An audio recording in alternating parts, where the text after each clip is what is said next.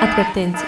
Este programa trata de temática Boys Love y el siguiente programa va a estar en inglés, así que te recomendamos activar tus subtítulos para que lo puedas disfrutar. Gracias.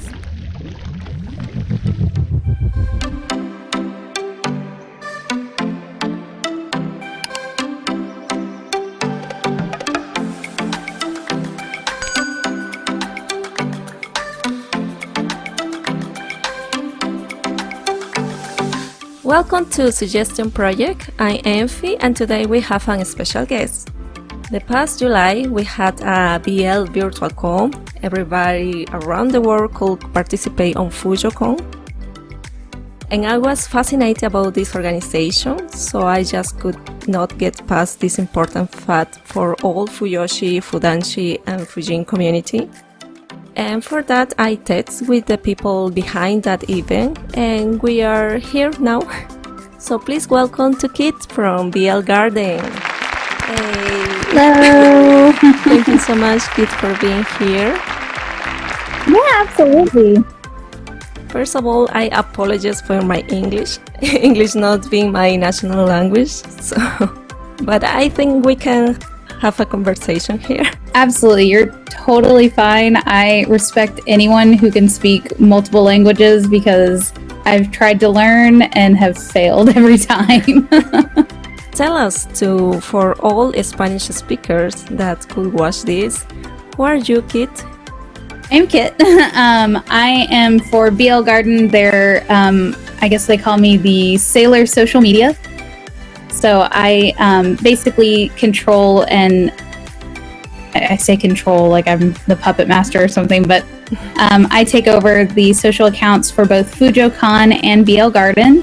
Mostly we're active on Twitter, but we do have Instagram and Facebook as well. Mm-hmm. And I just kind of let everyone know what's going on, interact with everyone, post a lot of random memes and screenshots. Okay. Outside of BL Garden, I'm a writer/copywriter. So I get to do that during the day. I do script writing for Otome and Bishoujo games for a company called Genius Inc. And right now I'm also a intern at Tapas, which is a comic app. So they have a lot of BL on there too. Oh my god. Too much. I know. Okay. And what is this group, BL Garden? I know there are many people on it, right? Yes. So our group is actually a local in-person group when there's not a pandemic happening in the world. Mm. We're called BL Garden of DFW, which means we're in the Dallas-Fort Worth Metroplex of Texas in the USA. Mm-hmm. Typically, our group meets to just kind of hang out and discuss the BL we're reading. But we also have an active part of the group that does panels or different conventions, mostly around Texas. We've gone to a couple out-of-state conventions when we've been invited. But for the most part, we do a lot of research for BL and just trying to help educate the community that, you know, both BL and Fusion are not what the stereotypes tend to lead people to think. I guess, let's see, I wasn't a part of the main group that started BL Garden. They actually started way back, I want to say, about 2011, 2012. Mm-hmm. And we've since grown exponentially. We have about 20 active members right now. 20, wow. And yeah, it's crazy. And I mean, the majority of our members do like to get involved with as much of our like panel planning and convention planning as much as possible. But otherwise, we'll schedule meetups where we go to like cafes and we'll have a topic like, you know, this like 1 month we'll be like, okay, did you read any mangas that had like bathhouses as a theme? And then we'd kind of discuss it, and then we play our games and just kind of hang out as a bunch of, you know, I say Fujoshi because right now in our group we're all majority women. So, but all of you are in Texas. Yes, there is a branch, I think, in Philadelphia where some of the older group members had moved. Okay. So they occasionally do conventions up there as well. And we're happy to let anyone else branch off if they'd like to. We'd be more than happy to see BL Gardens pop up everywhere. Yeah, in Latin American countries also. Hey, that would be awesome. And of course, you have, as you say, many activities from the group. And one of those activities are the podcasts, right? Yes. Call it H0, H1? It's the 801, yes. We have 801 just as itself, and then we have 801 reviewed. So our main podcast, 801, is where we talk about just kind of any and everything under the BL community umbrella. We've tackled topics about like safe spaces and communities. We've talked about aunties. We also every year do a review of the Yabai list so that we can see what upcoming mangas, out there that's being, that's really popular in Japan, and hopefully we'll get over here to read, which thanks to apps like Futakia, we do get to read now. Yeah. We also kind of sometimes just talk about whatever topic comes up in our own Discord when we're like, hey, this would make a good podcast episode. And recently trying to get a hold of more guests to come on the podcast and expand the reach that we can get out there. And then on 801 Reviewed is where we actually sit down and review BL content. So whether it be manga, anime, TV, movies, all of it, podcasts even. We will, if we've read it, watched it, listened to it, we sit down and we talk about it, what we liked, what we didn't like, and then we'll make recommendations of, if you like this, you'll like that kind of stuff. And that's where we actually sit and talk about like specific BL, because I know a lot of people when we started 801, they were like, hey, how do you feel about this manga and this manga? And that could take up an entire episode, so we had to branch off. Yeah, I know there's 26 episodes. Yes, we've gotten a lot done, especially this past year, since we can't really do much else but record and read.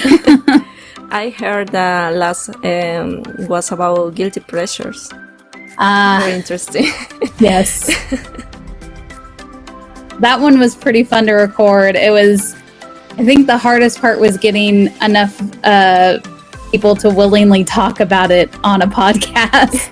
Some of us are more open than others in the group, so it was very much, we had to do the anonymous submission just so that people felt comfortable, which is fine. Our guilty pleasures, you can be open about them or hide them. That's the point. Yeah. Okay, I'm going to talk about the Fuyocon. How did you decide to do a free online event?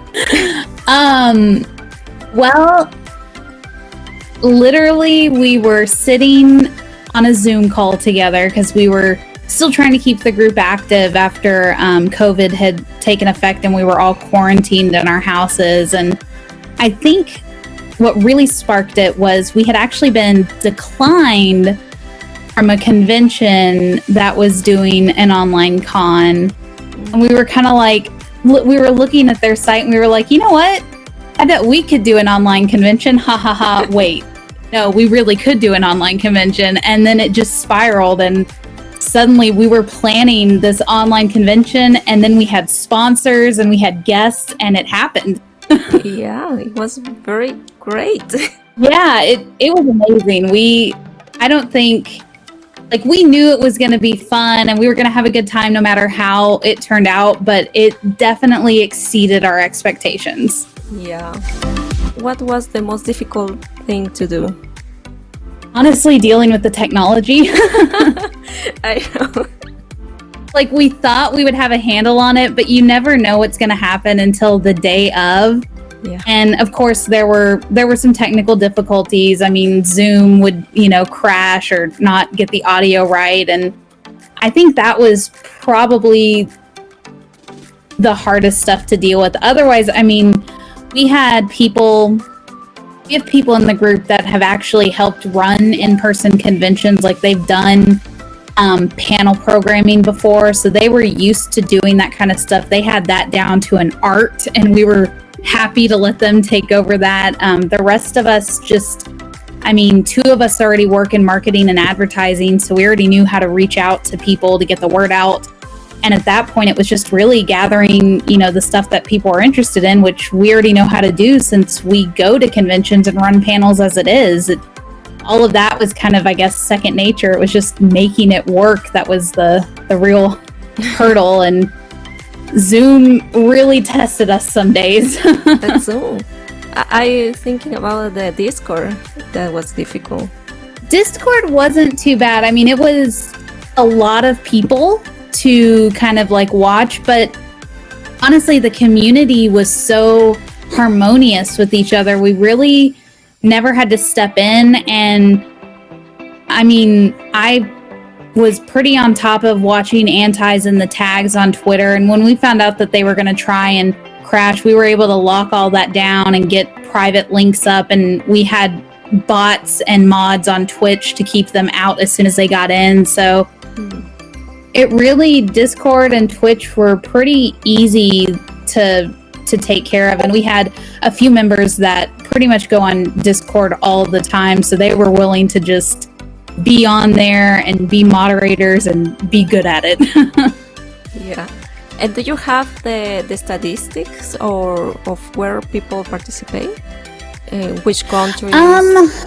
We did do an after con survey.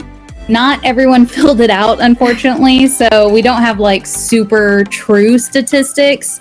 But I mean, just given the interactions I had with people on Twitter, and because like I was constantly getting, messages and DMs at all hours of the night, we were definitely international. We did have one Twitter account that we interacted pretty commonly with. I think BL Lime, and they're a Portuguese yes, Twitter account, and Blime.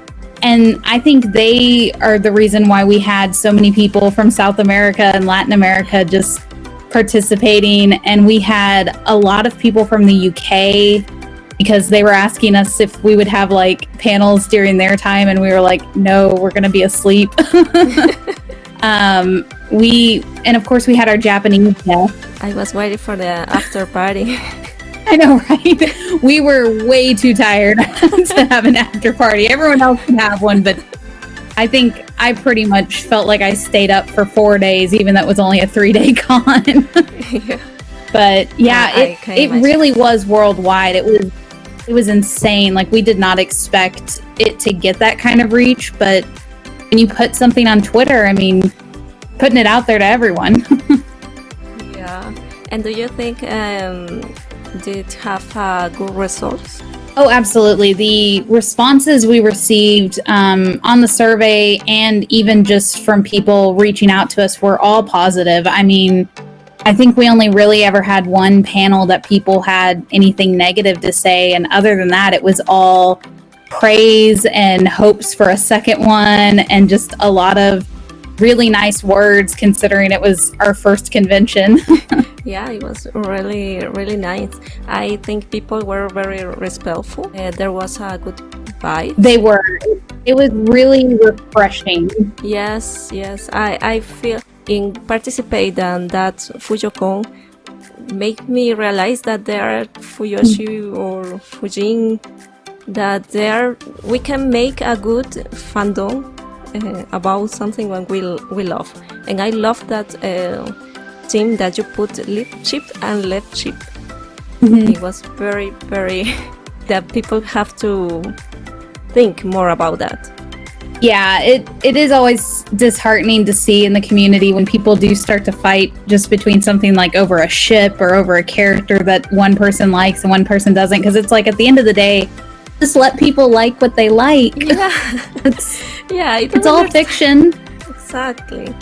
I don't know, it's 2D, it's imagination, just respect the other person likes it, and that's all. I know, and that's really, like, that's a message we're constantly, like, trying to just put out there, and we have received, occasionally, like, we'll get messages, and even during the convention, people sent us, like, DMs, like, hey, I can't believe you're having a convention fetishizing gay men. And we were like, okay, first off, that's not what this con's doing at all. Like, we have a ton of people in the LGBTQ community participating. So the funny thing is we would respond to these people with very diplomatic responses like, hey, I get where you're coming, you're coming from stereotypes. Here's actually the truth. If you would just come look at our convention and you would see this, and they would never respond again. Oh, okay. Like, we'd answer them with all this and they were like, done. And it was like, okay, you just wanted to fight. So this is a thing that I want to talk. Is the difference between the LGBT community and BL? Because in here in Latin America, I don't know, this concept is start to people think about the fetishes, like you say. When I grow, I thought in that bad way. That is that I love two men love each other, but I didn't like the LGBT community. I was kind of homophobic, but then I understand more that is another thing. Now I realize the difference between that BL and LGBT. Do you think for you, people in USA understand more that concept? I think it really depends. Like, for me, when I first found out about BL and yaoi, I mean, my friends told me about it and they acted like it was a bad thing. And I was a super sheltered child. Like, I didn't even know that like same-sex relationships were a thing. So like when they presented this to me, I was like, oh, we're supposed to not like this. Okay. But then when I read my first BL comic that got me into BL, I was like, well, what's so wrong? Like, I don't understand. Like, they love each other just like a regular couple does. Like, I did have to hide it for a little while because so many people were like, oh, this is bad. Mm-hmm. And when it came to the real LGBT community, I mean, again, I was still so new to it that I also didn't understand it. So I was like, well, is it a bad thing because people are acting like it is? And I don't know how it is and a lot of people that are into BL have had similar situations where they were either very sheltered or they had, very conservative upbringing. So it was kind of like this thing that you're like, oh, it's taboo, it's hidden, and I don't know how to really feel about it. And so it takes a little bit of time and honestly researching and exploring to understand. But now I think because we're finally in a time where being, gay and queer and, being out about yourself is so much more in the open.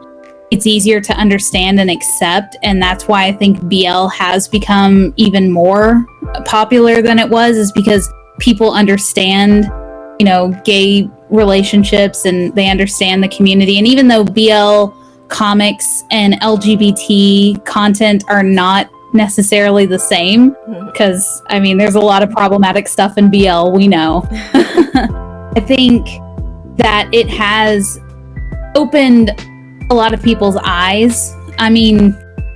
I've been one to say that if it weren't for anime, period, I probably wouldn't have known as soon as I did about my own my own sexuality. And I found that out through, Sailor Moon was really helping me out a lot with Sailor Uranus and Sailor Neptune, but still getting to read this content because it came to me manga form and I was like, oh, this is a thing that's out there in the real world, was kind of like an awakening of sorts. So I don't know if it's people in the US are more open to it or not, but from my experience, it was definitely a process. And it was new to me because I had no idea. I wasn't exposed to that kind of those kind of relationships in person. I grew up in a small college town in Texas, so I am curious about the Chichiri being your best boy. My best boy. So I am an older BL fan. I've been in the fandom for 19 years, which is a very long time.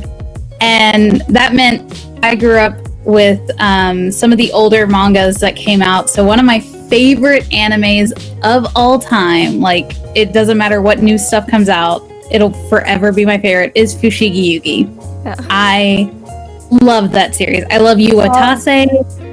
I love Fushigi Yugi. And usually my type of character would have been someone like Toski, who's, you know, redheaded, kind of stupid, very energetic. And that's like normally my go-to type. And I do love Toski. But Chichiri is just perfect in every way. Because like first off, you meet him and you think, oh, he's just this goofy little side character who's going to deliver jokes. But then you find out that his face is actually a mask. And he's got this big old scar over his eye, and boom, traumatic backstory. And it's like, oh no. And then you actually get to face his traumatic backstory in the OVA, and it has this like music, and it's just like, oh, it just right in the heart, you know, it hits you. And then at the very end of it all, sorry, spoilers, but it's also been like 32 years since he's come out. Yeah, it's the okay. only two Suzaki safety to survive are Toski and Chichiri, which is my OG OTP. So I'm like, this is perfect. I love it. So I love Chichiri. He's adorable. Yeah. He has a catchphrase, Nanoda, which is so cute. And he's perfect in every way. I have to say that I love the voice of Shishiri. Yeah. It's Seki Tomokazu. I went to New York and we went into a book off, which is a type of, it's like it's based off a Japanese bookstore where like you secondhand books.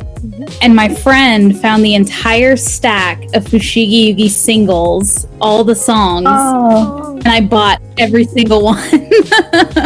That's amazing. The best trip ever. I went to New York and I came back with Japanese merchandise.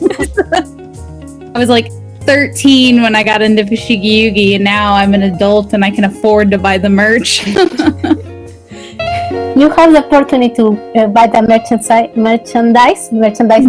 but in our country, I know, just from having also be in the ball jointed doll community, I would read about people just having to deal with their different countries' customs and the issues they'd have to go through. And I'm just like, I could not imagine like having to pay to get your own mail sometimes. I was like, oh my gosh, that's insane. That's so unfortunate. I envy you a little because you have Sublime, have Jung, have Renta, what else? Seven Seas something? I don't remember. Oh yes, Seven Seas. That they publish a lot of BL mangas. I bought some of Sublime, but digital, because the expenses to came here is very I can't. The shipping. Yeah. Thinking of how far we've come, like now that digital manga is an option, is just amazing. Yeah, and Futequilla, oh my god. I love them so much. We were so, I know, that shocked us to no end. Like when we got the message, we were like, wait, is this real life? They want to work with us? Are you kidding me? And they've been super sweet. And to bring the guests that they did, I mean, it was just, we love Futequilla. They have a guest, the Ayame. Ayu Yamane. Ayu Yamane, yes. Yes, I was there in the Zoom. Yes, very, very nice. I love that. I love many panels. The fact she was willing to do that. This is another thing very curious. I think that the people of Blime, in Brazilian, that you said, they said that it's very hard to make a event like that because the people here, they're not used to participate in a panel. When I saw those panels, I was very fascinated how educational it was. There are PhD there know the topic. It was very like, I mean, usually you don't get manga artists to come to a lot of events because they tend to keep to themselves. They like to they don't want to be too much out in the public eye. So the fact that they were able to get Yamane-san to not only come to the con but also be willing to be on camera was fantastic. And she was marvelous. I mean, she was answering questions. She told us she had brushed up on her English just for this, and it was just a huge honor for us to have her and her to even consider drawing on live Zoom for us. And then all of our PhD in academia, we ourselves, our group does a lot of academic research, so it really was important for us to get academics in the convention so that we could just have it out there so that people know that there's so much more to BL than just, reading about two guys, because there's a lot of there's just a lot to it, and it's something that is now slowly becoming more worldwide than it once was. And so the fact that we had these academics, not only, I mean, we had Dr. Kirsten from the Philippines, and we had Dr. Thomas Badanet, who's over in Thailand right now. Yes. I mean, it was just, I love that. They were willing to come on for us. We were like, that's amazing, because they had so much insight, and they're still doing a lot of their research and their papers. And I know a few of them are about to publish some soon. So it's very interesting to see what they're going to have come out, because their panels are fascinating. And we're really excited because we're hoping to have Dr. Kirsten on one of our podcast episodes next year in the spring, since her panel was unfortunately one of the ones that had audio problems during Zoom. But we're really looking forward to that, because BL Academics is important for our group, because every year we try to do a research project over something to just expand on what we've already done, or just something new that's maybe come up in the community that people are either misinformed about or just seems interesting to expand on. So that's why we wanted to have that track at the FujoCon. I learned a lot with those panels, and that made me think that I would like to do an event like that, but I know there's too much for doing. First, I don't know people that teach. There's no research that topics, but I have that dream. It's a rare topic for people to do thesis and research on. I will say, I mean, I know one of the girls in our group actually did her graduate thesis on BL research, but I mean, otherwise you really don't hear about it a lot. And they were, I mean, the three we had were, I think, the most prominent ones out there at this point in time. So it's you kind of have to be one yourself, which is a lot. Yeah. For example, I made a video talking about the history of BL, because Futequilla did that articles in the website of them. And I read, and oh my god, I didn't know nothing of that. Where is that information in my language? Right. And I start to research. There's a lot of articles or a lot of papers in English, and I realized I start to connect the situations, the terms. And I did that video for Spanish people that didn't know or don't know how that starts. And it's very sad because here it's all jokes, it's funny, it's only for entertaining. It's not to give more information about. In Brazil, that group make good articles, for example, in Portuguese. So it's a thing, but in Spanish, yeah, they did the Fujoshi comic too. That was really good. I've actually used that in a presentation at my job at Tapas, because I was like, that's a perfect explanation of Fujoshi. I guess genre that people still see it as just a fiction and not something to be taken seriously. And it's not just that. It's because Latin America is a more conservative, homophobic in various aspect of the life, and the history of BL development at the same time with the fight of LGBT rights. And it was like that, I think. I mean, it's been like that before in America, and there's still a lot of people who are still under that same thought process where it's like, this is wrong and that shouldn't be allowed. Like, that's not, that goes against all morals. And it's hard to be against that when so many people are on that side, especially like if you feel like that's your entire country, and then you want to be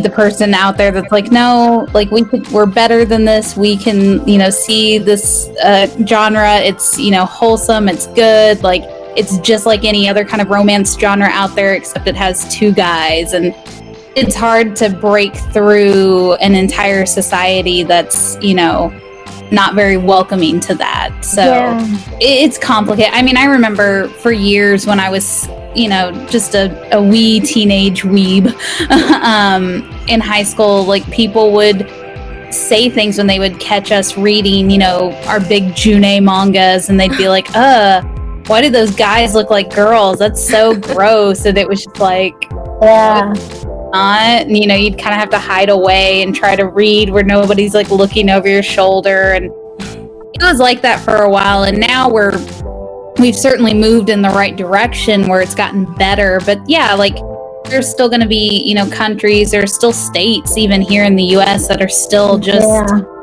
resistant to that.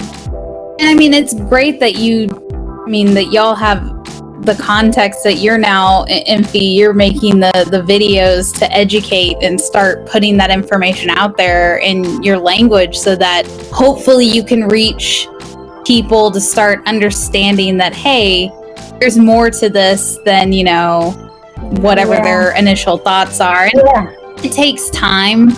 It really does. Like, we're still fighting the battles online every day. I mean, we still, like I said, we still get messages of people saying, stop fetishizing gay people. Yeah, we're not. And the only way for me personally, when people try to use that attack, I'm like, listen, I am essentially doing the same thing that your mother did when she was reading Harlequin romance. Join a love story that has a bit of erotica. Yeah. That's it. They have issues because BL does have problematic content that doesn't look great for gay relationships, and we all acknowledge that. Like, yes, but the real relation is about the problems, and it's not all the relations are perfect. Well, and we also acknowledge that it's fiction. Yeah, and that's important. we're not reading this content to get more into real life. We're escaping real life by reading this content. Yeah. And so it all comes down to, are you able to separate reality from fiction and understand that just because it happened in a manga doesn't mean it's okay in real life? Yeah. You don't tell to the gay couple, hey, where is the book? Who is the semen? No, it's wrong. You don't do that. You shouldn't do that to anybody. Yeah. There's always going to be people who assume the worst about Fujin and Fujoshi and all that because they just have it in their mind that this is a bad thing and I'm always going to hate it. And we've tried, giving them facts and numbers and statistics to tell them like, hey, that's not right. Look at all the different people that are into BL. Look at all the different types. Look at how many people are in the LGBTQ community themselves. And it's like talking to a brick wall. Yeah. They just... People who say that BL is wrong but they love the other stuff that is worse than BL. Sometimes. Yeah. It is interesting how you'll see some people talking bad about people who enjoy like BL, and then you go and look on like their Twitter and they're like, you know, shipping real people, or they're, you know, into lowly or Shota, and you're like, whoa, why are your opinion? I mean, and that's not the case for every anti, but I've certainly come across it more times than not. Yeah, so. Yeah, it's a problem when BL is in the hands of teenagers or something that don't have the mature to talk. Yeah, a lot of problematic fans tend to be younger and more immature because they don't understand that you can't just, you know, scream about your favorite ship dynamic in the middle of the hallway. Like they haven't learned or developed, you know, the proper social skills. yeah. And I mean, we've all been there. We've all done stupid stuff as kids and probably as fans. And you know, as you grow up, like, okay, I gotta calm it down a little bit. You know, I've gotta respect people, respect boundaries, and that's just something that comes with age. I mean, Yes. In a forum, for example, of Naruto or something like that, and you put Sasuke and Naruto kissing, or a fan art is not. Don't do that. Because the other people Yeah, that they're just- not fans could be understand that maybe the Fuyoshi are all the same. They're only think about men's kissing. yes, and unfortunately, younger fans don't have the mentality to think about how their actions reflect on a community as a whole. Yeah. And so they do things without thinking, and you know, that's always going to be when some anti is like that. That's the moment they're either filming something at a convention or live tweeting something. They're like, oh, I saw these Fujoshis and they were harassing these people, and that's just how Fujoshis are. And it's like, okay, no, you witnessed one incident with like some 14-year-olds. Yeah, It's very complicated. it is. Yeah, I understand. That's just how it is with the community. You unfortunately, when you're so, I guess, watched over by so many people, like everyone's kind of waiting for your community to make that misstep, that, you know, you just kind of have to ignore it or just shrug it off, which is why, like, when we ran FujoCon, we were expecting way more hate than we actually ended up getting because we're just so used to it. Like, we were just like, okay, we're ready. And then it's like, it was just a handful of people, and we were like, that's it? And then half of them showed up on the last day. We were like, y'all are late. We've been going on for 2 days strong. Like, where have you been? So, I mean, that was crazy to us that we didn't get anything until the last day. And even then, we were able to just like keep them out. And I mean, it didn't affect the convention at all, which was wonderful. Yeah. That is great. We have that type of event. People around the world can talk about BL, learn more about that. We are planning to hold a FujoCon 2, so it is coming. We don't have dates yet because we're not releasing them just yet, but soon we will have those out. But Yay. we've talked about the possibility of having panels at different hours that maybe like that way it'll be a little bit more open to everyone across the world, and having them in different languages so that people can, you know, actually not feel too lost in a panel. So we're trying to work out logistics, of course, because it all comes down to like trying to moderate things, because unfortunately in our group, I think most of us, some of them speak some Japanese. They're taking classes now, but I don't know how everyone else's linguistics are, unfortunately. But we're trying to make it more open, because I mean, just after this year, we learned just how worldwide this was, and how when everyone comes together, it's harmonious. You know, when we're doing something like this that we love, we can all get along and have a good time. Yeah. At least for 3 days. Yeah. I'm really glad to discover this event, because I see more mature people, I don't know, that love BL. Because I said at the beginning, I don't feel comfortable with in the fandom communities because there are more younger people in my age. I'm my 30. I can't to watch that. Oh my god, no. I totally get it. I need grown people that we can discuss something. Totally. That's something we discuss in our group a lot too, is we're just like, man, obviously we got into BL when we were much too young, and we get it. Like, people find it and it happens, but some days you're just like, I really wish we could keep minors out of this sometimes, because it can be hard to talk about the things you want to talk about, and then all of a sudden you've got somebody who shouldn't be in the community, shouldn't be in the area just due to age, and you're like, oh my gosh, I have to censor myself now. Like, I've got to be careful so I don't get in trouble because somebody wandered in here and they weren't supposed to. Like, not that we don't appreciate, every fan, but sometimes you got to know, if it says 18 only, please just stay out for our sake. Yeah, we understand that. Causes a lot of debate, and there's no right answer. I mean, because again, I got into BL when I was 13 or 14. Yeah. Yes, I was reading the 18 plus manga when I was not 18. Like, I get it. We all break the rules. Yeah. Now that I'm an adult and a real adult, like in her 30s, it's one of those where you're like, man, these kids, could they not?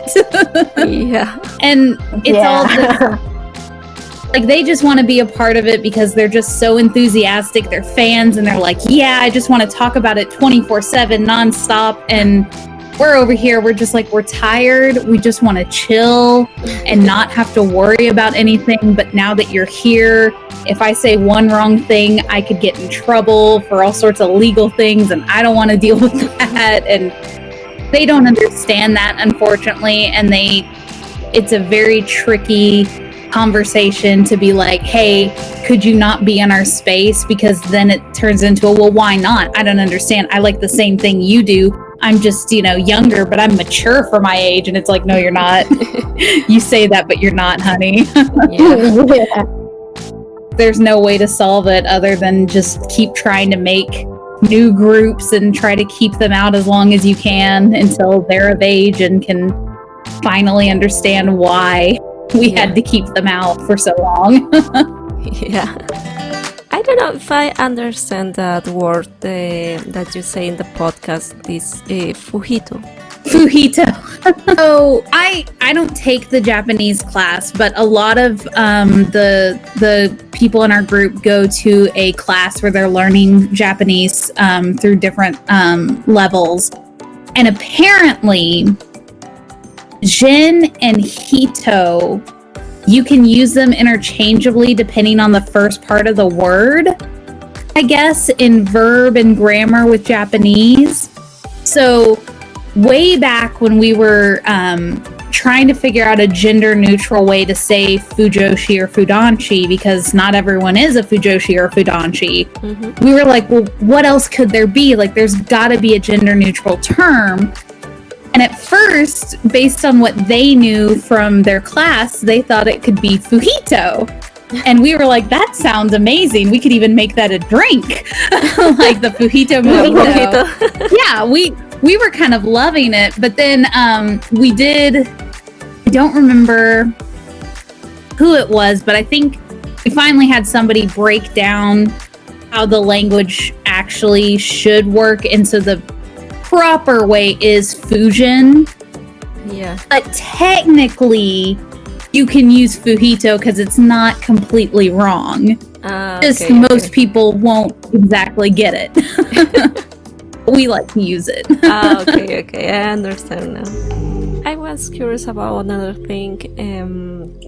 How is the piracy in USA? There's still there, or do you think it's controlling or something? It's still going on, and it feels like it gets worse. Oh my god. Yeah, because not only do they pirate manga still, but now it's even going into web comics, like Korean and Chinese web comics, and even American-made web comics. Like if people have their stuff up on a paid-for site, people are stealing it and putting it on a free site. Oh my god. It's still pretty bad. Yeah, the piracy is a big problem.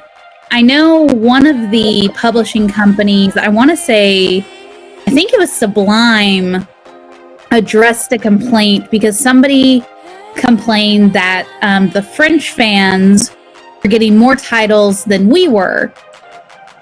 And for some release, I don't remember which one it was, but they were complaining, and Sublime's like, well, listen, we're able to license more titles over in France because they don't have a piracy problem. Yeah. They don't have as much scanlation issues as America does. So the Japanese companies are willing to translate more of their titles over there than they would be over here, because they don't want some of their more exclusive titles to just wind up for free online, which I totally get, because somebody's going to do it, because somebody always does. So it was an interesting thing that finally a company was like, hey, your piracy really does affect the content you're getting. It's something we've been preaching on our podcast for years, because some of us have actually worked in the industry, and we're like, please stop pirating this stuff. It affects us. Yeah. I can't believe it, because now there are many titles is translated to English. For example, old web comics that you say, Tapitoon, Lesgin, and the other kind like with TV that you can watch on Chinese dramas or Chinese donghua, including the Thai dramas. They put in English subtitles, so it's more even in Spanish. Yeah, but in Spanish it is translated by fans.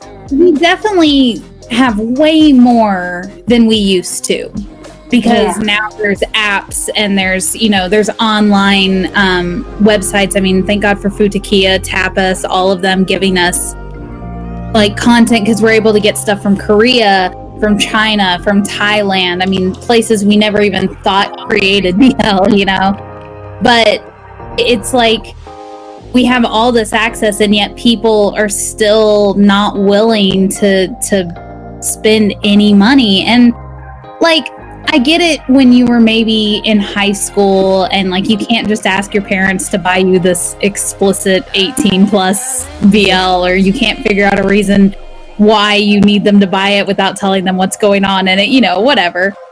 And if you're a broke college student who's already like maybe doing streaming to a bunch of stuff just to get some content, like, yeah, it can be hard. But there are ways like Tapas, and I think even Tapitoon and Lazen, you just watch ads and play some free games, and you earn the ink to get the comics. Yeah. You just got to put a little work into it. Yeah, every Monday, Wednesday, and Friday, you gain one free coin. So they're making it easy for you. You just need to work a little, because essentially you need to prove that these artists are worth compensating. Yeah. And they are. I mean, look at what they're giving you. So it's, if you like, I think for a lot of people, they're just selfish, and they're used to getting, they've grown up pirating stuff, so they just keep doing it because it's what they've done.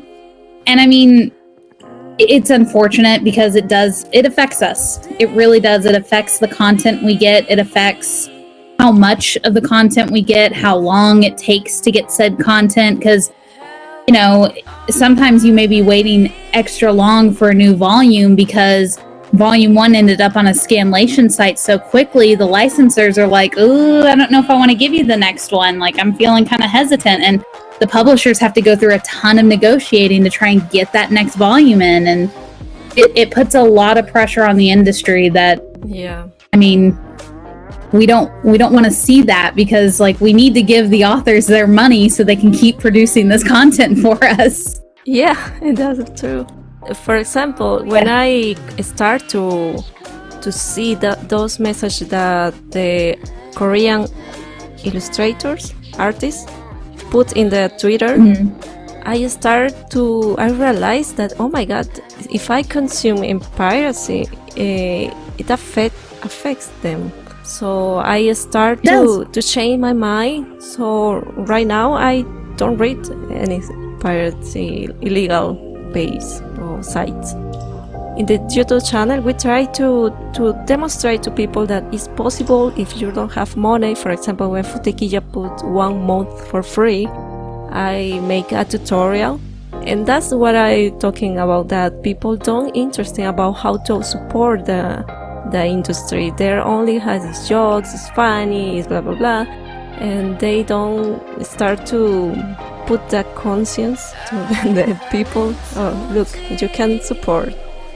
Unfortunately, it just takes so much of just repeating the message to get it out there and get it into people's heads until you no longer get the content completely, or until they really do finally put 2 and 2 together of like, oh, if I'm stealing this content, then I will never get new content, and then it's just going to run out at some point. Like, people get there eventually. It's just how long you have to keep repeating yourself and telling people. Like, we've done probably at least 2 or 3 episodes on our podcast just about how you should support the anime and manga industry legally to continue getting the type of content we want. Because, I mean, it's the only way, because otherwise we're not gonna, if everything ends up scanlated or stolen or put on pirate sites at some point, manga artists and webtoon artists are gonna be like, you know what, if I'm not gonna get paid for this, I'm too tired, I don't want to create anymore, this is wearing me out. And it's unfair, because I see on the Twitter bios, when I'm working for Tapas, we'll get sent a lot of links for people like, hey, check out this artist, they're really good.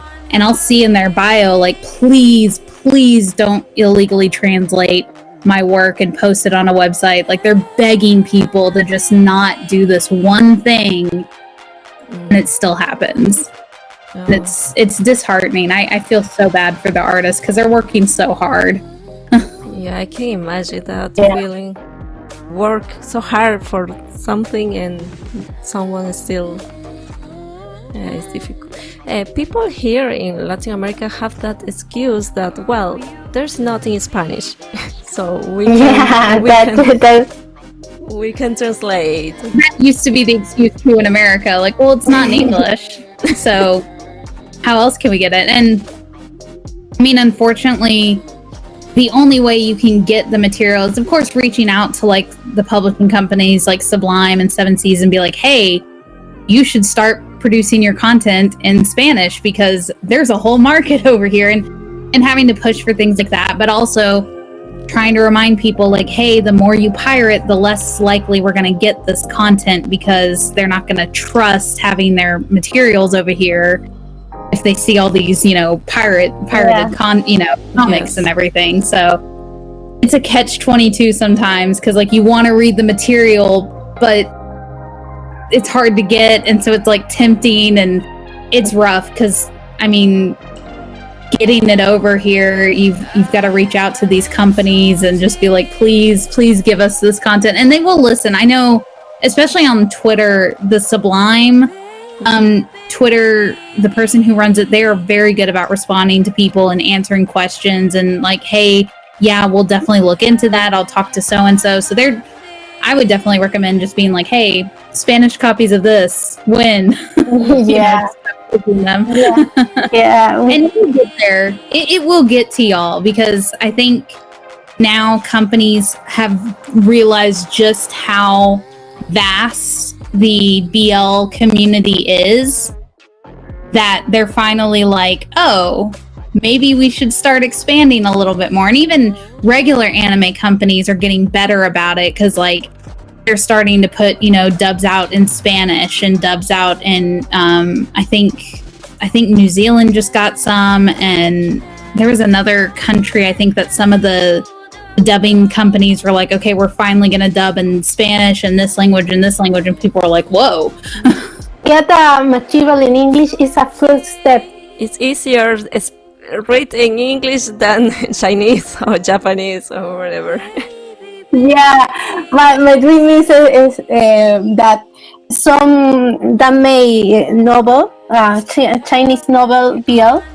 I don't have faith that it's in Spanish. So in English it's okay. I dream of the day when Modal Sushi is translated to English officially. I know that's one I have been pushing, especially with Tapas. I'm like, hey, you know, it would be a great comic to get a hold of. Yeah, Please. yeah. I know. Please, really, please. I know. We've tried buying as much of the merchandise from the actual, like, we'll go through Taobao to get a secondary buyer to buy it from, you know, someone in China to like buy the official stuff, because we're like, we want to support it as best as we can to show you, like, hey, you've got fans over here. Yeah. One day. I hope that one day I can have my Dame novels. Yeah. We're all waiting for that day. We want it so bad. Yeah. And I don't know why it's taking so long. But I want the full experience. Yeah, the full experience. Yeah. The drama is on Netflix, so we can watch. It's in many platforms like YouTube, like WeTV. I think Viki. Really thought that by it being on Netflix, we would have had the English translation by now. Honestly, Yeah. it's good enough. Yeah, it's good enough. Yeah. We get the gist. We know what's happening. Yeah, we know. We start to talk about Modal Sushi. we have to spend a lot more time, so we can stop. I know, right? That's a whole nother episode. Yeah. Well, I think we talked too much, but thank you so much, Kit, for participate, for being here. I loved it. Yeah. Interview. Thanks for your patience. Thanks for understanding. Thank you so much for having me. We are very, very grateful with you for your patience and your time. Really. Yeah. Thank y'all. I was really glad that we were able to talk today, because this was a lot of fun, and I'm so glad that, you know, y'all were able to participate in FujoCon and that y'all liked us enough to want to talk to us. Yeah. So anything in your social media that people can... Yes, so for FujoCon and BL Garden, we are at FujoCon and at BL Garden DFW. And then if you want to follow me, I'm at Kitsunari. Don't expect much more than a bunch of retweeting and probably shit posting. Definitely follow FujoCon and BL Garden, because that's where you're going to get all the updates on the next FujoCon. And we do a lot of polls and questions just to get the community talking. And we just like to share a lot of stuff. So follow us there. Okay, thank you so much. And see you next time. All right, thank you. Thank you. Okay, bye. Thank y'all so much. That was so fun. Yeah. Suggestion BL Podcast llega gracias a Suggestion Project, grabado el 11 de octubre del 2020 en Lima, Perú, Salvador, Brasil y USA. Publicado el 27 de diciembre del 2020. Suggestion Project. Voice Love for the World.